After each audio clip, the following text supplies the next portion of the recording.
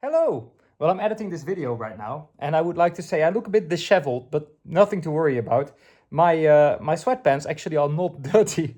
They sustained some damage from an aggressive liquid. I don't know what it was, but there's some light spots in them. And I just had a day of chores, so I put on an old shirt and my old sweatpants because who gives a shit? And then I made this video and I looked back at it. I was like, yeah, that doesn't look great. So let it be known, all is well. But I just had a day of doing chores and also made this intermediate video outside of the normal release schedule. And I didn't think about the way I looked until I was editing it. But I still want to show you the video because what I found in this mystery box is kind of cool. Enjoy. It's a big box. And it's a big box that once contained a Teufel T1110/1 subwoofer. What it contains currently, I do not know. I actually don't know. This was brought into the record store and they were like, can you test this for us? And I was like, yeah, sure. Should be fun. So this is a mystery box for me as well. I have coffee. Also have a new computer. All looks the same because it's still a Mac, so it's still running macOS. But I went from a 2018 i3 Mac Mini to a 2020 M1 Mac Mini, and it was kind of funny. I ordered, well, it was just on a second-hand website. I was supposed to get the budget model, the 256 gigs, 8 gig memory model. And I paid for that as well, and I had a pretty good price. And when it arrived, it turned out to be the 1 terabyte, 16 gig model. So I got very lucky there. Let's hope we also get lucky with this box. I'm gonna put it on the floor because there's no way of getting everything out while it's up there. We're just gonna quickly go through it. Ooh! Okay. Well, this is not what I said ooh about. This is a belt. It's just a belt for a record player, I think. I'll open that later. But then there's these adorable Philips speakers that are supposed to have feet. I hope they're there because then they even look better. These actually sound pretty good. Ah, yep, I see the feet. Look at that. So you just put them like so. And they came with a Philips stereo system as well, which is nothing too special, but it would be kind of cool if it was complete because, let's be honest, the design is awesome. Now I say Philips, but it says Hi-Fi Sound Project on here, so that means it was RS branded, which was a brand that made washing machines. RS stood for RS, René Stockvis. I think that was his name. But at some point it was bought by Philips, and it's sort of the Philips stuff with a slightly different design. Now there's some silica gel. Don't eat this. And then there's some very sturdy foam. Oh, there it is! Yeah! It actually is the system. Oh, that's really cool. So this is the complete system in a box. Let's see, I don't know which one this is. I don't immediately recognize this one. I think it's a slightly more upmarket one. This is the... Oh, it's apparently Aristona, which is another Philips sub-brand. I didn't know they also used the Hi-Fi Sound Project thing. Although this doesn't say that anywhere on there. So there was at some point foam here, I think under the platter, and it is now, yeah, gone. But I think, yeah, here it is, yeah. Oh god, let me remove it before it gets worse, even worse. There is a belt that is in good shape. These are actually kind of nice because they are sort of a proper record player. They have, at least I don't know this bit, but I know this bit. They have a reasonable arm that you can adjust and a normal magnetic cartridge. So, not something ceramic. This is actual hi-fi. Let's see what we get. Let's plug the speakers into it. This is Philips, so it's DIN plugs. Front and rear.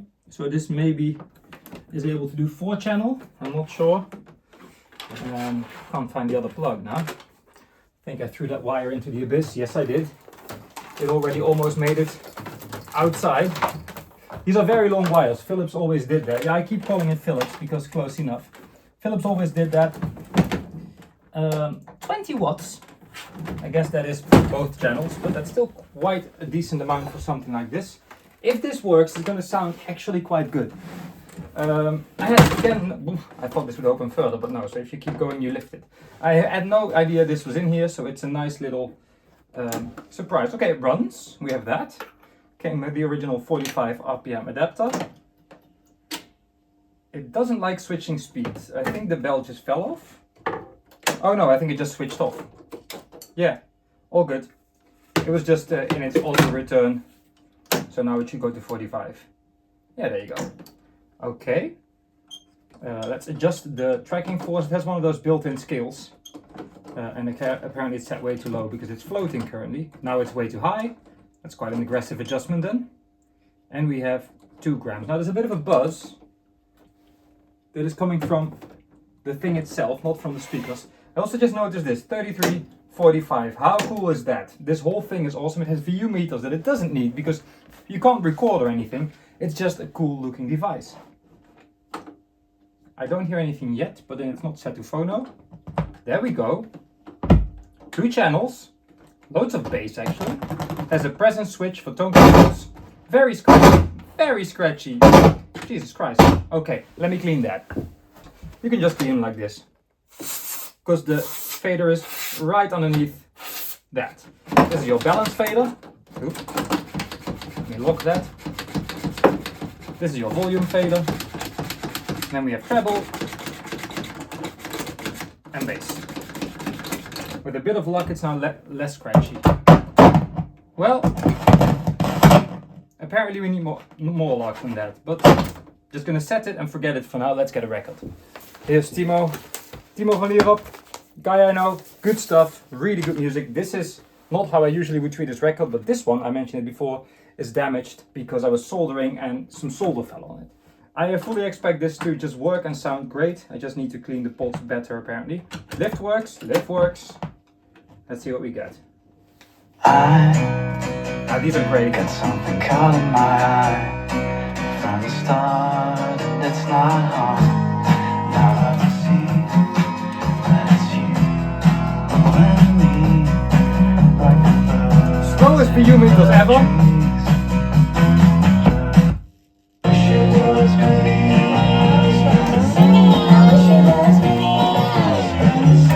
This is perfect. It also has a stop button. Let's try that as well.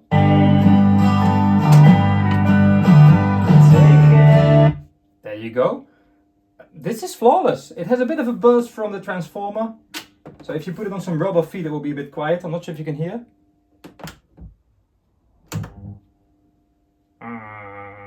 But other than the scratchy pots, this is very cheap spray. I'm going to get a slightly better one. Give me a sec. Here's another one. I don't even know where I got this one. Let's try this one then. It's mostly those two that are scratchy.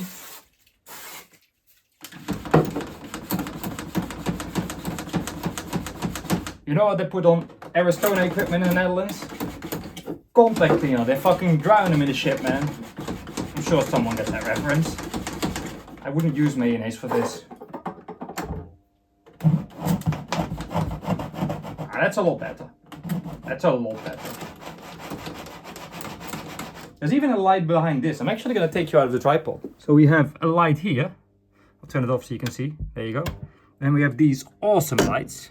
And then of course the VU meters. I'm going to let them do a thing. Lower.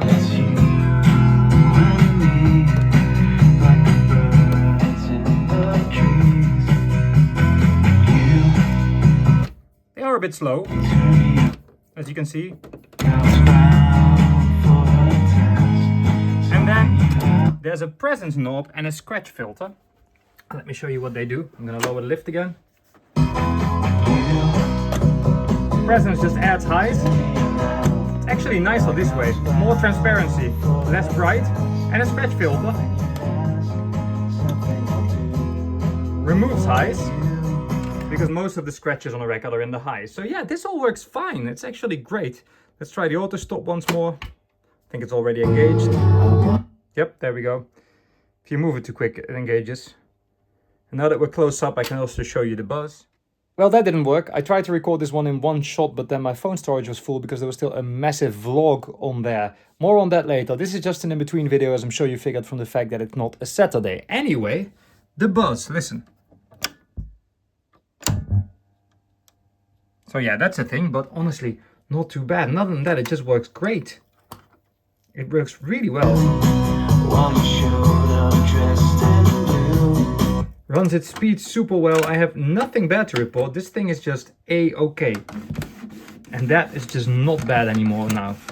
I'm happy about that. Anyway, this was the Philips / Aristona / RS Hi-Fi 4 stereo, 2907, 2 speeds. I love that. All of the lights work, the whole thing works. It has a dust cover that's in one piece and very sturdy actually. Oh, it's harder to open than some laptops. And this is gonna get it clean and then it's going back to the store because I'm sure someone will want this. And I had a lot of fun testing it. Look at those speakers. See you in a future video. Bye bye.